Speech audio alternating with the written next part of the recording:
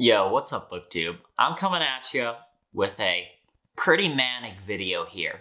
We're going to be breaking all the rules. Got a TBR coming out in the middle of the month. I've already read some of these books at this point. The topics are all over the place. But hey, I'm getting back on YouTube and I want to make some videos, and this gives me an excuse to get back in front of the camera. So are we going to complain? I don't know. Maybe we'll get back on trend towards February, March.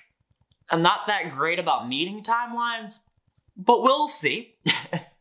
So I've got a 7-book TBR, is it? All over the place. A little bit of true crime, some drugs, some nature, some political radicalism, transhumanism, anti-capitalism, and artificial intelligence. Yeah, we are diverse this month, and I'm already 3 books in, halfway through another one that I started reading last year. You've probably seen it maybe in a video. I don't know when I stopped filming. Anyways, to get started, we'll start with the one that I started last year, which is The Myth of Artificial Intelligence. This is put out by Harvard University Press and written by Eric J. Larson.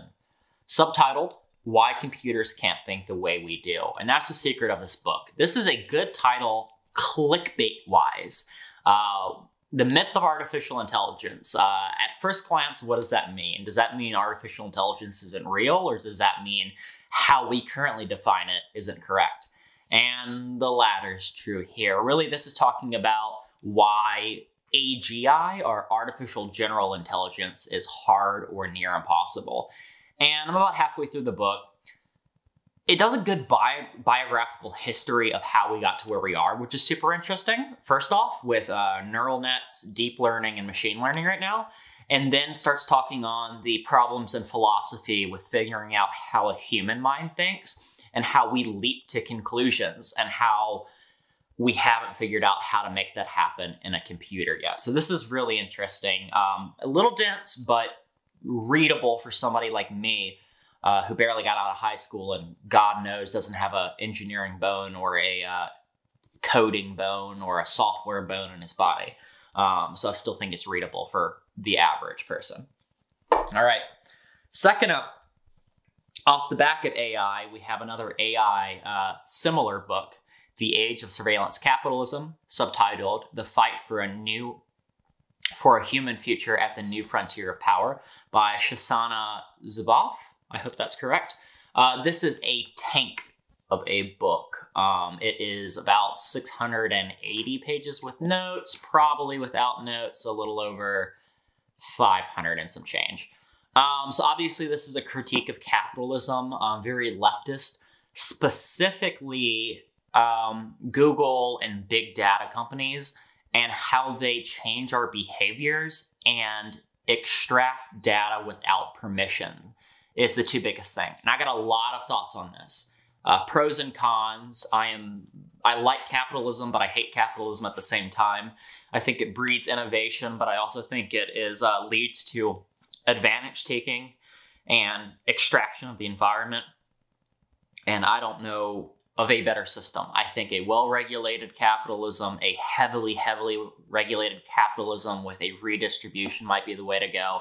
But here we are very anti-capitalist. A lot of things I'm agreeing with and a lot of things I'm not, such as, yes, we should have better privacy controls. We should have opt-in data. We can't let these big companies change our legal system to benefit them.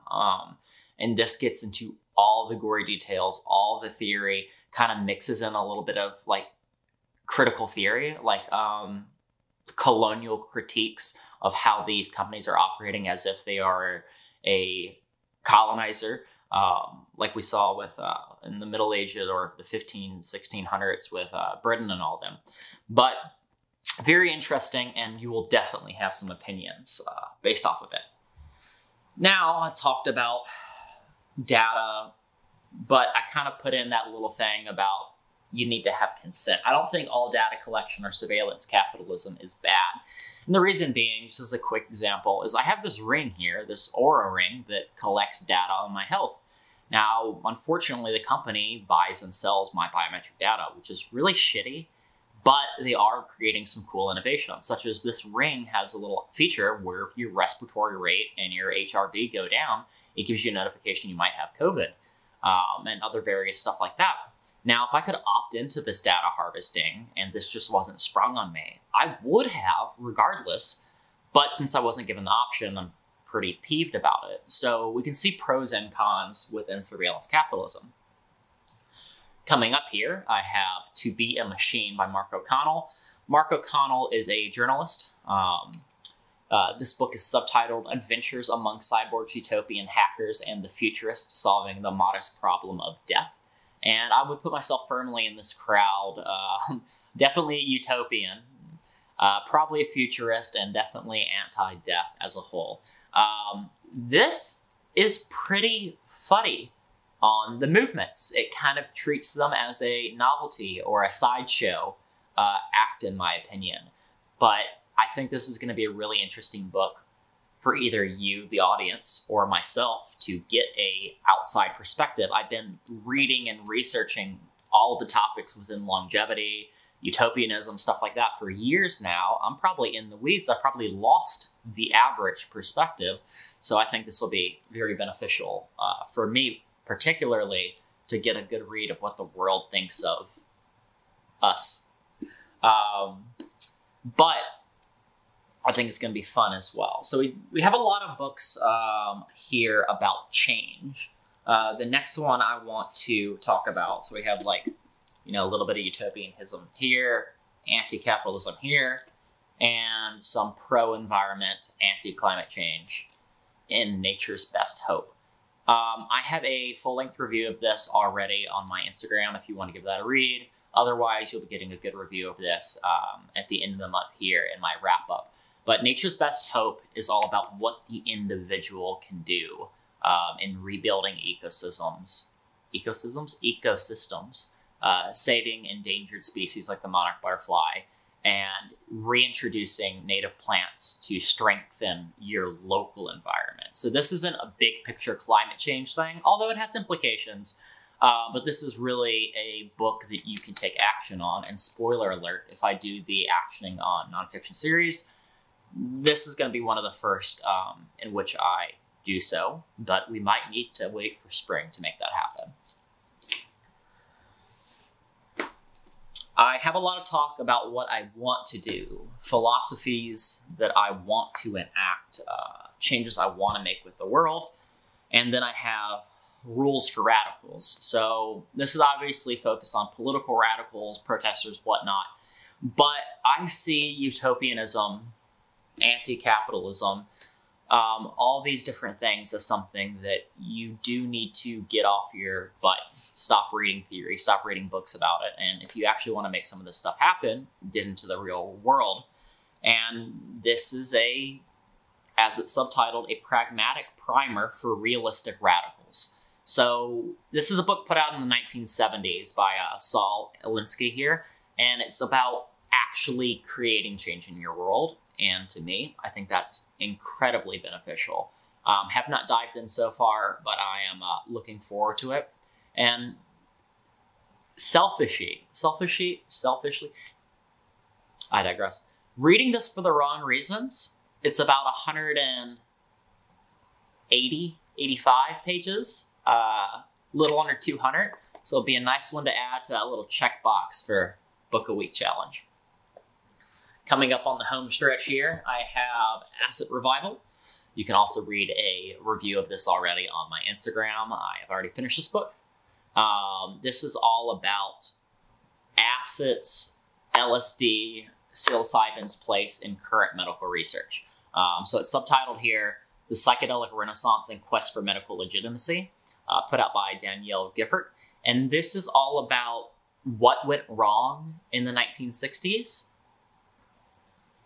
what caused psychedelic research to go silent in the 70s, 80s, and 90s, and how it's coming back through the university and government-funded channels, and how cautious the scientists are acting within that to make this a legitimate medicine, to work past the stigma and make psychedelics a real thing. It's almost more of a history or sociology book than a science book, so if that's your vibe, this is a pretty good one, and it's very readable. Very centered around Timothy Leary, whether that's a sell for you or not. And then finally, first true crime book I've ever read, I think. Well, maybe a conspiracy theory book. Chaos, Charles Manson, the CIA, and the Secret Histories of the 60s by Tom O'Neill with Dan Peppenbring. This is a book that was written starting in 1999 as almost a magazine article, literally a magazine article, covering 30 years after the Charles Manson murders and where society was at, how Hollywood has changed since then. So our journalist here, Tom O'Neill, dives into the weeds, starts interviewing people, starts picking out certain tidbits of information that don't make sense and don't fit the official narrative put out by Helter Skelter and Bugliosi. I hope I didn't butcher that. So he ends up spending literally like 10 years writing this book, and in his own words, find stuff that could overturn the trial and let Charles Manson back out into the public through basically police negligence and minor conspiracy theories. Well, major conspiracy theories, but not direct implications. Really interesting book on the 60s, the overall feel of the 60s, a lot of background, and tons of interviews. So if that's your vibe, this is a good book. I will do a full review of this at the end of month wrap up as well. So that's the 7 books I'm hoping to finish off in January. If you have any particular books you'd like to see me read in February, feel free to leave this below. If you want to pick up any of these, excuse me, there'll be links in the description below as well. And then, as always, feel free to subscribe and like if you want to help my channel out on the algorithm. They need your data. Please give them your data. All right. Bye now.